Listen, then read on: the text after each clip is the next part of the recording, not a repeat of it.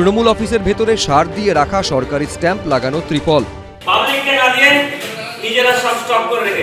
আলমারির মধ্যে থরে থরে সাজানো রয়েছে তিল শস্যের প্যাকেট। এগুলো জনসাধারণের জিনিস, ব্যাপক পরিমাণে যে মাল এসেছে সেগুলো সব পার্টি অফিসের মধ্যে রেখে দিয়েছে। অত তিরপল দেয় না, কিছুই দেয় না আমাদেরকে।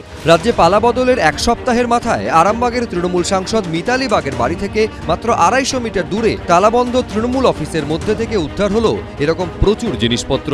এই ঘটনা নিয়ে তোলপাড় পড়ে যায় হুগলির গোঘাটের হাজিপুরে।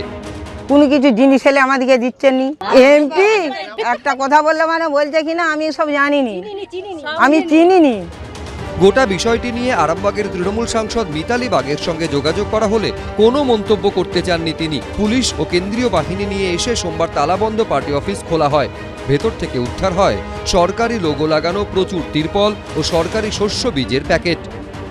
বিডি অফিসের যেসব তিরপল, পঞ্চায়েতের মালপত্র, তিলবীজ যেটা পঞ্চায়েতে থাকার কথা সেটা তৃণমূলের অঞ্চল অফিসে আছে। যেগুলো সাধারণ পাবলিককে দেওয়ার কথা সেগুলো তৃণমূল অফিসে মজুত করে রেখেছে, ওরা নিজেদের কর্মীদের মধ্যে নিয়ে আসেন। আমরা যখন ব্লকে যেতাম তখন স্যারেদেরকে রিকোয়েস্ট করে মাল নিয়ে আসতাম গরিব মানুষের জন্য। গত যে ঝড় হয়েছিল সেই ঝড়ের সময় যে তিরপল নিয়ে আসা, বেশ কিছু তিরপল আমরা দিয়েছি।